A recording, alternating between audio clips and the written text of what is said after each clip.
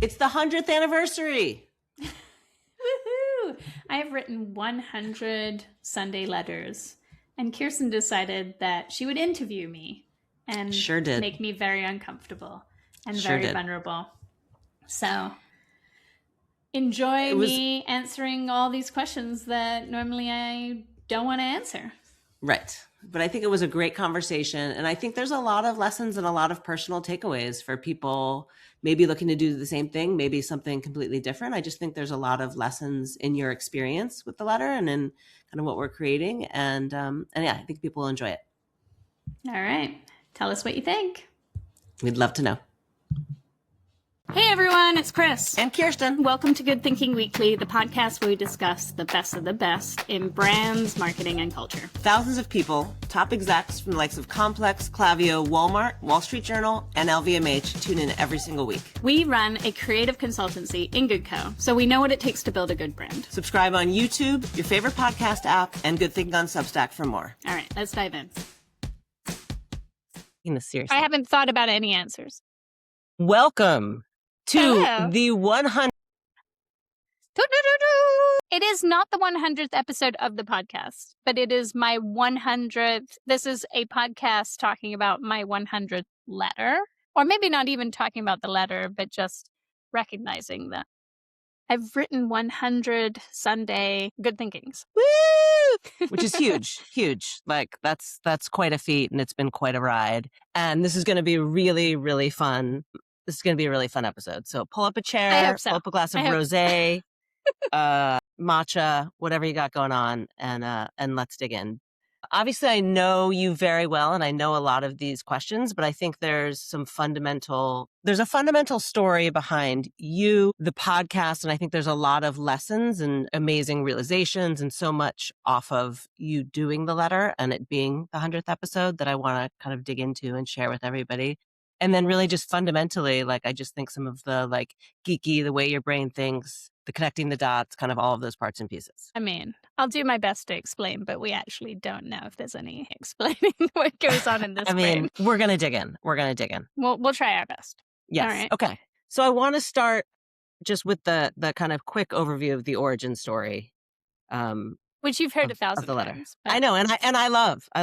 Yeah. I mean, the origin of this letter is a good therapist. That's the sort of get yourself a good therapist. That's the takeaway. Like if you want to skip to the end of the episode, the takeaway is always have a good therapist. Mm-hmm. Shout out to Laurel, who actually does listen and read because she's that good of a therapist. We couldn't do this without you, Laurel. I mean, this is the truth. I really couldn't do this without Laurel. But yeah, like, you know, I was, to be honest, like, I'll zoom out even further than the story that I normally tell people, which is to say that I was in a real funk. Like I was in a really bad like place when I started before I started the letter. Then I went on your birthday trip to Mexico and I did a temazcal, which has no drugs involved, just so that everybody is okay with that. It would be great if it had drugs involved too, but it didn't. Would. And a temazcal is really like around the idea of rebirth. And the whole way, so I was like flying out like from Italy to Mexico to see you for your 50th birthday, right? Right.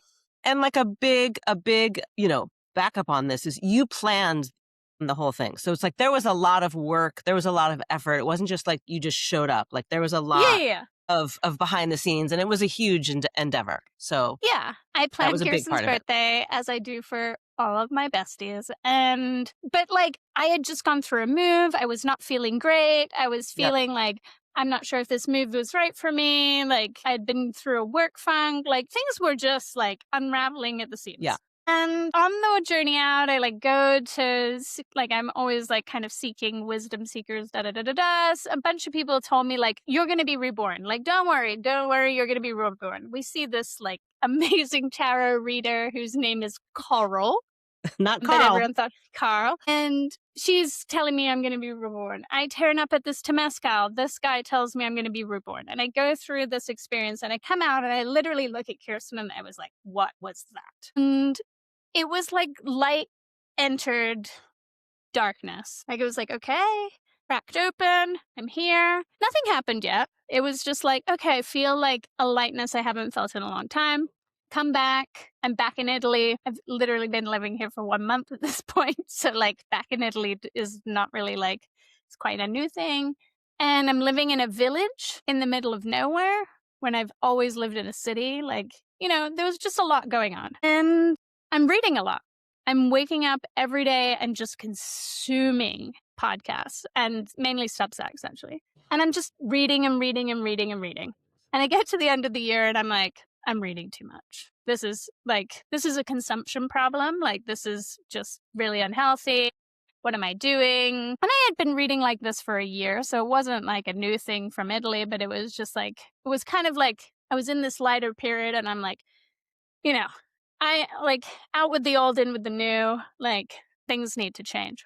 And I talked to my therapist and she was like, so what do you want to do about it? And I was like, well, I mean, really, I should just write a Substack. And she was like, why aren't you doing that? And I was like, well, I'm not sure I'll like it. Like a gazillion excuses for why I shouldn't do this. Like, I don't know if anyone has, like, what else am I going to add? Like, who's going to care about what I have to say? Like, all the reasons. And she was like, you know what? Like, truth is, like, no one cares what you say. Like, no one's watching. No one cares. Doesn't matter. If you don't like it, don't do it. And like, that's also a relatively like new realization for me, is that you could try something and like quit, because I'm not really a quitter. And I tried it. And the very first letter, I didn't sleep all night. I was a mess. I was like, oh my God, people think I'm ridiculous. Like, so many negative thoughts. It turned into the best part of my week. And I kept doing it and doing it. And I did it for 8 months before anyone said anything. Just watching this little counter do basically nothing positive. And then I'm sitting at a bar on a Saturday watching my daughter like learn how to ride her bike, which is a very Italian thing to do. And I start getting messages from people all on the same day. It was like the universe, the floodgates opened. I started getting people from LVMH writing to me, like the board member of Klaviyo writing to me, like all of these people, like all in the same day were just like, hey, I've been reading your newsletter and I really like it. And then now we fast forward to episode 100. Amazing. Love it. Love it. All right. What did you think good thinking was going to be versus what it is today, versus what it became? I'm going to say from the get-go, I said at the top, and I've never changed the top of the newsletter. It always says like what I'm sharing on Substack, what I'm finding useful in meetings, all of these things, right? And it was a release of like, hey, I'm reading all this stuff. These are my greatest takeaways. Like, this is what I would tell you about it. I would tell Dave about it, my husband, occasionally somebody else, like, and occasionally meetings, right? But the truth is there were never enough meetings to like share all the things that were like inside of me. But like, that was the intention, was like to say, hey, this is what I'm finding useful. Maybe you'll find it useful too. Like, that's always been kind of something that when we do projects together, when we do strategy, right? Like, what is always useful is all the extra stuff that I'm interested in. Like, that's always been useful to me. Always. Like, always. But it was never articulated anywhere. It was just kind of like soup in the brain. Right. I mean, I think, it wasn't just the last year, maybe the year prior to you starting the letter was like the consumption problem. But to be clear, like, you've always been yeah, you've always been this way. And it is really helpful in meetings and this, like, there's always a reference. And there's always thinking kind of backing the reference, and there's always kind of parts and pieces. So I think it's always been and I've always useful, had and it's always been a part of you. Yeah. A few like always developing, like pickleball was like a platform I stood on for a long time, like people moving out of the cities and into like third tier cities, like I've always had like things like that I'm like, guys, like, this is happening. Like, why is no one paying attention to this? Like, it's driving me crazy. Now I just have a platform to like yell it a little loud. Right. Well, a few platforms. Yeah. And so obviously it's something much different. It's becoming much different, a kind of media arm versus kind of just a letter that you were sharing with some more folks than just me and Dave. When did you realize that it had legs beyond just what you were doing? Just that share. There was like a few watershed moments. I'd say like that 8-month mark where somebody was like, I'm at somebody who's doing something that's like, hey, I'm in a position of power. I'm in a position of like really leading a brand. A lot of our followers are like quite senior, like CMO level. So it's like, oh, okay, like this person who's like made it up here finds this to be useful. Like, okay, maybe there's something here, but it like a minute. And then I don't know. We gave that talk at Brands and Culture, Hmm. which was kind of we did the 2025 It was great. predictions It as was a fun. presentation.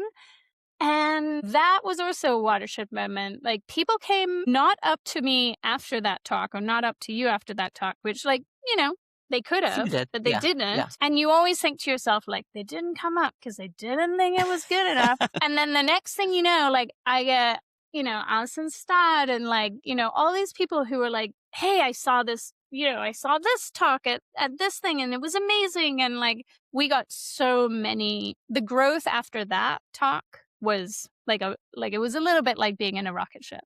Like that's when the rocket ship started.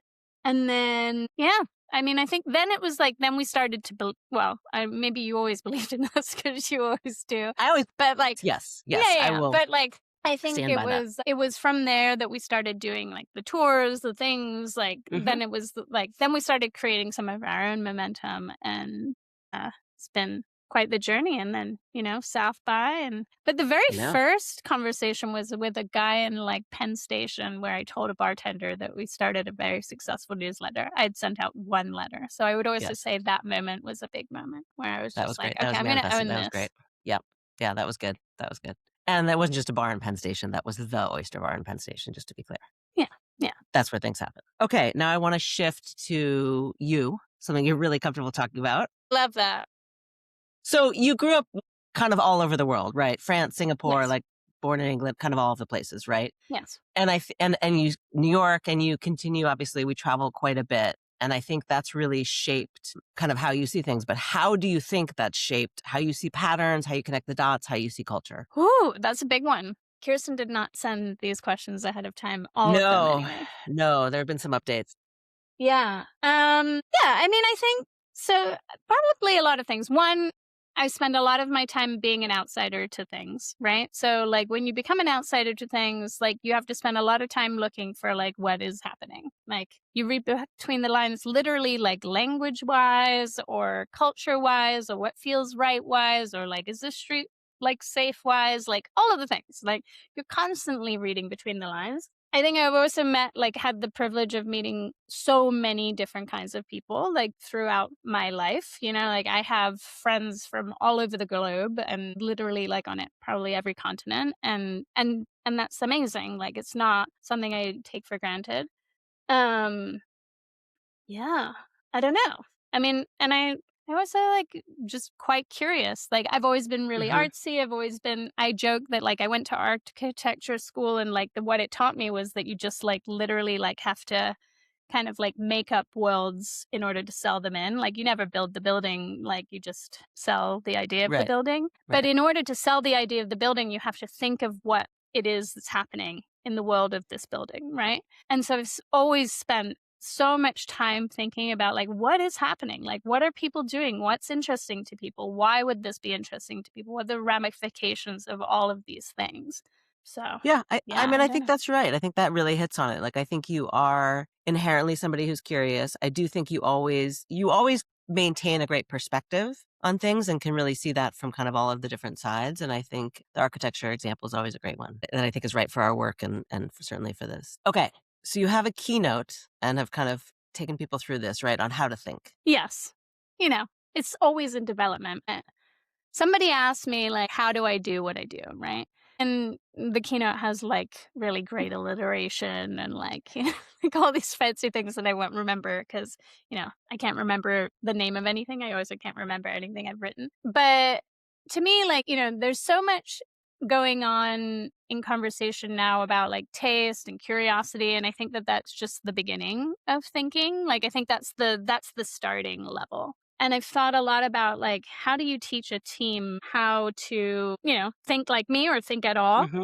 And I think, you know, one, diversify your inputs, like, is base level, right? And I think so many people are like, oh, like, what are retailers doing? Like, what are these people doing? Like, no, like, if anything, look to the horizon and look at different things. But that is just the beginning.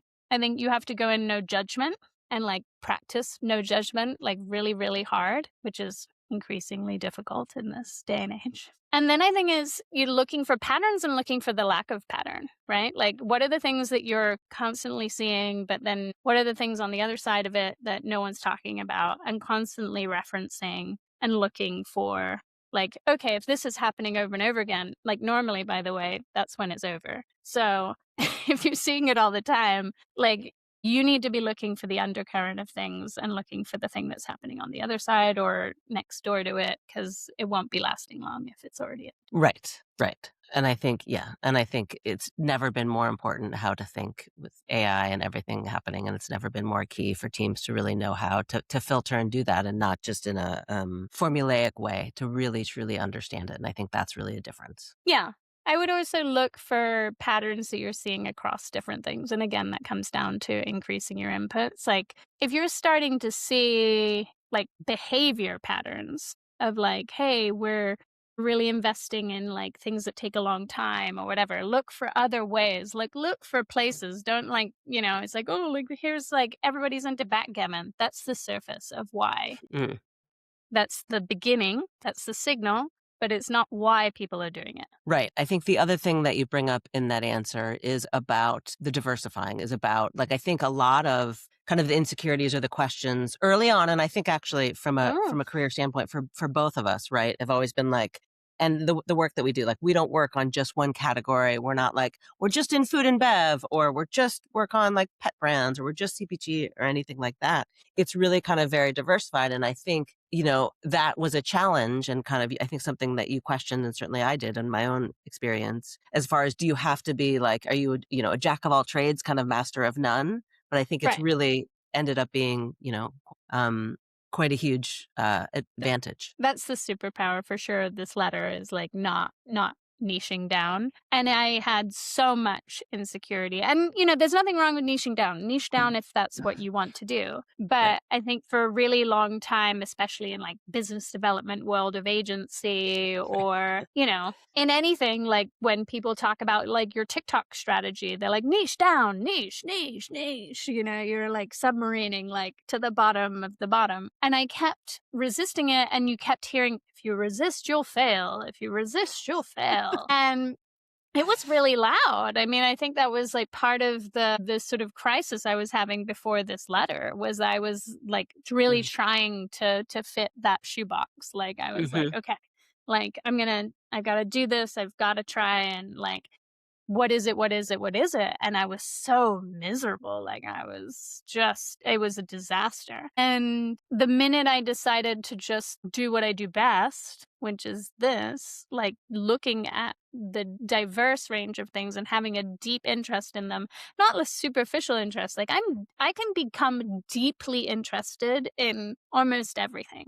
Like, For sure. and that's who I am. Like, I really, Right. really like to do that. And then I forget about it, like, 2 minutes later. Like, it's like, okay, I can, like, become really into, like, the way that the brain works and, like, why we're tracking brain health, and then tomorrow, like, whatever. It's not gonna Yeah. kill me if I never learn about it again. And once I embraced that, like, it all started to flow. For sure. I mean, I think that's a huge unlock and a lesson for everybody, myself included. All right. So now you're living in Italy.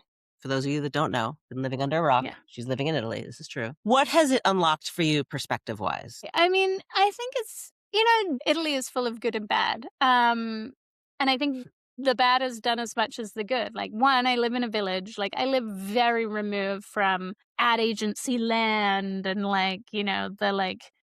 this influencer world and all of those things. I get to like look in, and I visit often, right? Like, I'm constantly back in the US, and when I am back in the US, it's very, very intense.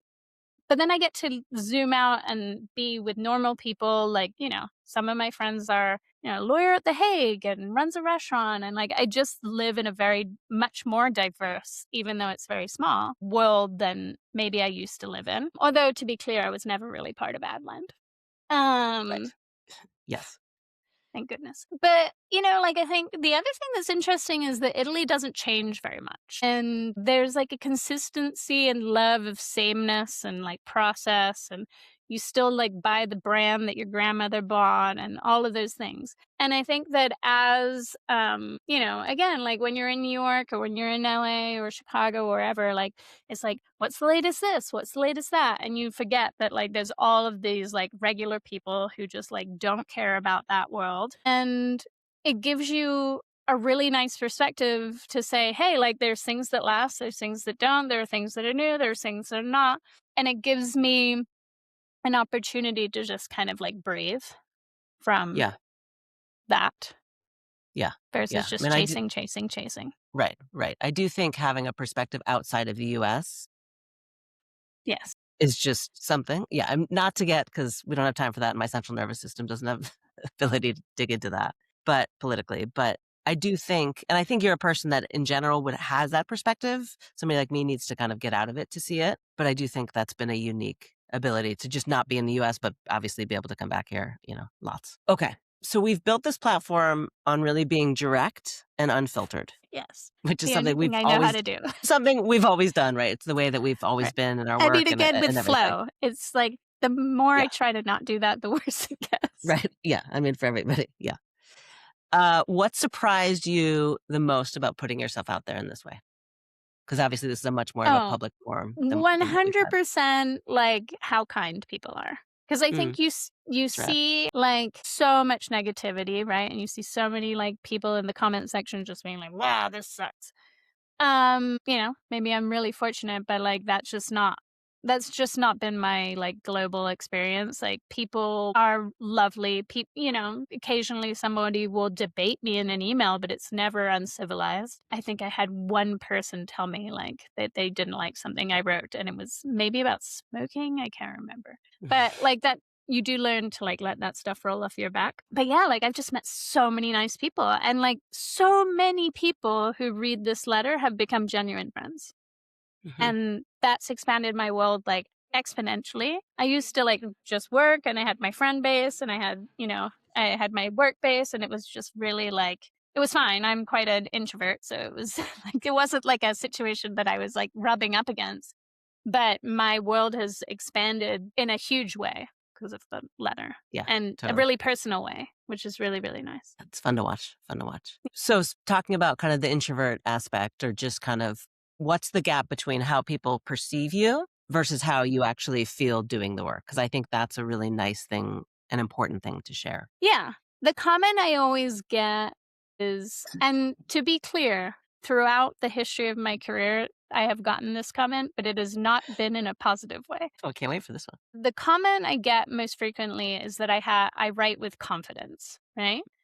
Yes. And I have always been like quite unafraid of sharing my opinion, but Yes. most of the time throughout my career, that has gotten me into trouble. Not like fired trouble, but like reprimanded trouble. Like where it's just like, can you just do less of that, please? Like, just tired of you giving your opinion. Can you have a slightly less strong opinion? And the truth is, like, no. Like, I'm learning the answers now. But now, like, yeah, I have like major self-doubt. Like that's like my life's, if I have a rock I'm pushing up the hill to try to figure out how to, make it smaller, like self-doubt is it. And this letter has done enormous amounts for that, but it's also allowed me to just realize that that's like a voice that I have, but it's not like necessarily all the only voice I need to have. Yep. All right. That transitions well. What's your current cringe mountain? God, I mean, besides LinkedIn. I mean, maybe it still is, maybe No, that's LinkedIn is just one of those battles where I battle with the algorithm and like my like desires around it, and I don't enjoy uh writing for likes. But I don't know. I mean, I think my biggest cringe mountain sometimes is a podcast. Like, it changes. Like, I definitely have, like, I used to be on cringe mountain. Like, and so this is what they always say the is that, pod. like, Yeah. when you get onto cringe mountain, you like feel like the mountain is huge. And then when you're on it, like, and I'm like 100% on it at this point, like, it just feels less big. Like I don't have as much cringe, I guess, as I used to. I just really don't care. Yeah. That also comes with age. Yeah. Age. Yeah. time. Yeah. Yeah. Love it. Okay. I asked you if you did any homework as far as the predictions, anything you think about that did really well that you want to talk about, or anything that didn't land. And if you don't have one, I mean, I'd like to say most of my predictions land. we will be reviewing for a score after Yeah. this. Oh, I mean, I think I guess part of it is always with the predictions is that I never look at them as things that have to come true, right? Like they're always coming true in somebody's viewpoint. Like I can always be right in the most at any point in time, and I can also be wrong for many people, right? I think the thing that people don't understand is that, it's fine. Like you just put it out, you say it's okay, and the truth is I see it all, the things that I see, I'm watching them for a year and they do kind of often come true. So I don't really know if I is there anything that I pickleball was one that I really Mhm. told everybody, but that's That was now great. gone, but it was I told them that it was going to be gone. So good. you know Moving to third tier cities, Silvers was a really big one that Yep. I was on this, I was on that soapbox for years before that one came true. Yes, you were. And I think one of my latest soapboxes is seeing how healthcare, medicine, and that whole world is really becoming branded. I don't think that you'll have, and that comes with the silver stuff. It comes with the GLP-1. But that I think is going to be a big place that changes. Things I've gotten wrong. I mean, probably tons of things. I don't know. I don't know. It's a pretty good record if you ask me. What's been the most validating moment in 100 letters? I don't know. Well, last week, somebody who I used to work for, so I did a stint as a trends forecaster in an amazing trends forecasting agency called LPK in Cincinnati. It was really just the best group of people in the whole world. They taught me so much. And shout out to Valerie and Ashley and all of them. They were just so great. And Ashley wrote to me and said, "Hey, I'm teaching trends at the university, and I had them read your trends predictions as their for the homework." And I was like, "That's pretty cool. That feels like a full Amazing. circle moment." Huge. But yeah, I Huge. don't know. It's also Cool. nice being invited to now I go to brand events and things I'm invited as press. That's weird and cool. I'm That's a loving funny. this yes moment of yours for sure. Yeah, I'm yeah. here for And then every it's all step of the way. great. It's all just been it's a fun rocket to be on. Yeah, for sure. What's evolved in your thinking since the start? Anything? Am I thinking about how I approach the newsletter or just anything in the world? I mean, I think in general, I think, what evolved since when you kind of started this as a letter and now it, kind of being larger and larger, I think in any way, but in the biggest way you can Yeah, I identify? mean, I think one of the biggest ways that it's evolved for me lately is seeing that. So we've talked about doing a TV show, right? We sure have. And this is the pie in the Netflix, sky Hulu, we're idea. ready. Right. But one of the things that I think about a lot is yes, we do this for brands, but truly the way that consumers experience brands is how we talk about brands, right? Mhm. You're drinking a food and bev brand and then you're, dealing with this weird thing over here, this mic. And it's all intermixed together, right? And you're seeing it all intermixed together. And that's how people travel, it's how people experience the world. And not just traveling and eating at only restaurants. I mean, I do that, but I still do.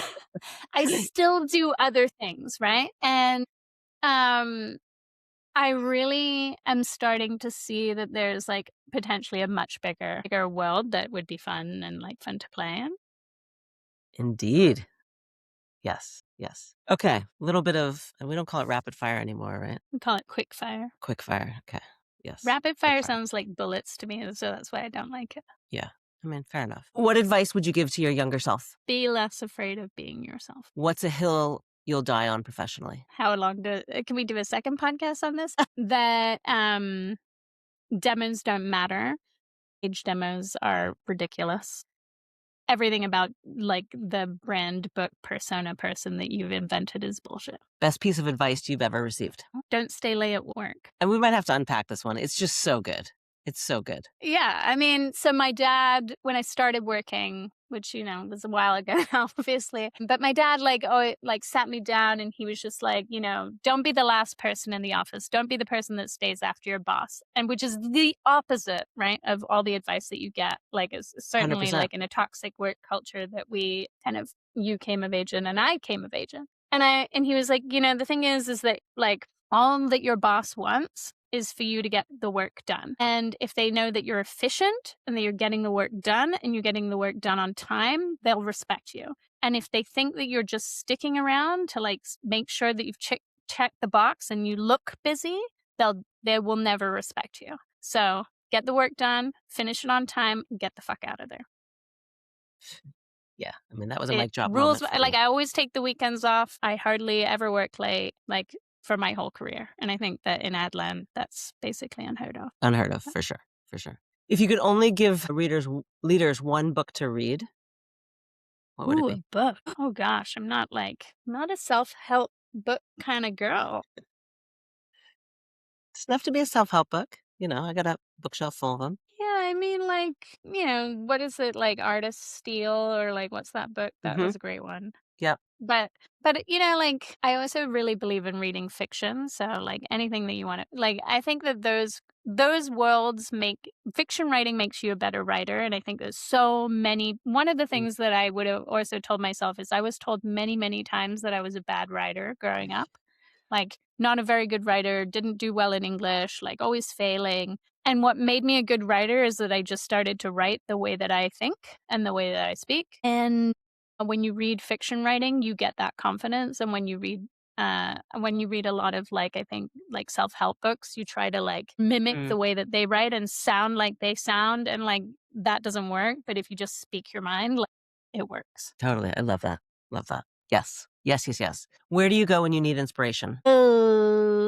Play with my daughter, which involves always a lot of crafting, which is anything that to do with my hands. So like gardening. I'm not a very good gardener, but I like to trim weeds and like cut bushes. Or the shower is another one. Mm.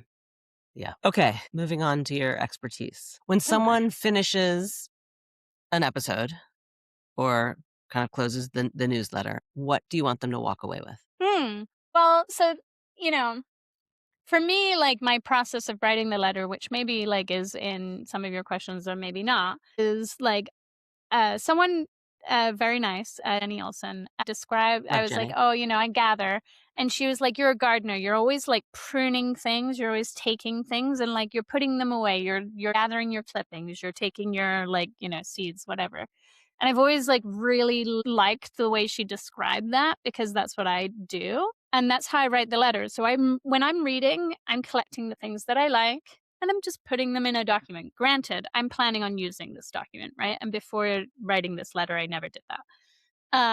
But I hope that when people read it, they're taking away some clippings in order to turn them into something else. I love it.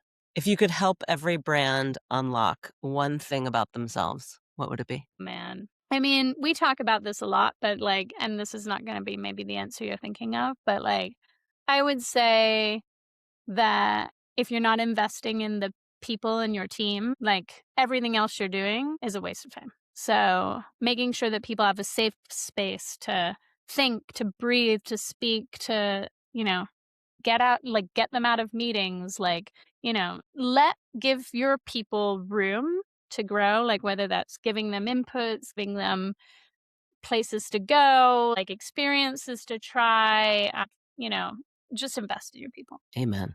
Definitely not happening across the industry right now. More No. layoffs yesterday. But you can tell. You Yeah. can tell. Yeah, it goes back to how we're teaching people to think and how people are thinking versus just, executing. Okay, let's talk about what you're seeing now. What's something that you're excited about that you're seeing now that nobody's really talking about yet? I mean, well, I kind of brought it up, the medical space, I know this sounds really weird, but I really think it's going to be very, very big. I also think that how we age, so I've talked a lot about silvers, but I think right now we're in this glamorizing of silvers phase, but how we age is going to change drastically over the next 10 years. And our expectations of how people age. So many people don't have like elderly parents yet, but the ones that are coming into it are not ready, because I'm just going through this. Like, they are not ready for the terribleness that they're about to encounter. Like, everything is backwards. And when we all like collectively arrive at this point of realization,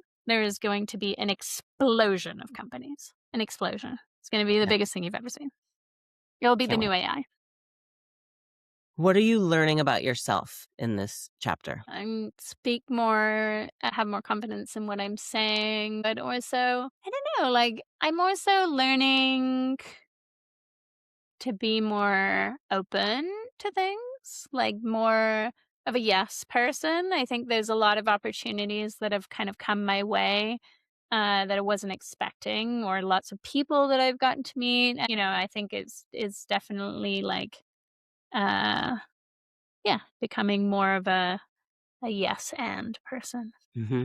Yeah, as you I'm like to loving say. this era. Yes, I do. Okay, bringing it to a close. Oh What my do you gosh. want? No. I know, right? I mean, we went through rapid not fire yet. or quick fire. I Not thought yet. we were I already know. there. I thought we were at No, the that was finish the line. middle. No, Oh no, my gosh. no. Okay. What do you want good thinking to give people that they can't get anywhere else? Whether it's the letter, the pod, the TV show. Diverse when I say diverse perspectives, like, obviously there's diversity on many levels, but like for me, it's really about like a diversity of interests. You can have diverse interests, and you should have diverse interests. It makes you a better brand person. It makes you a better person.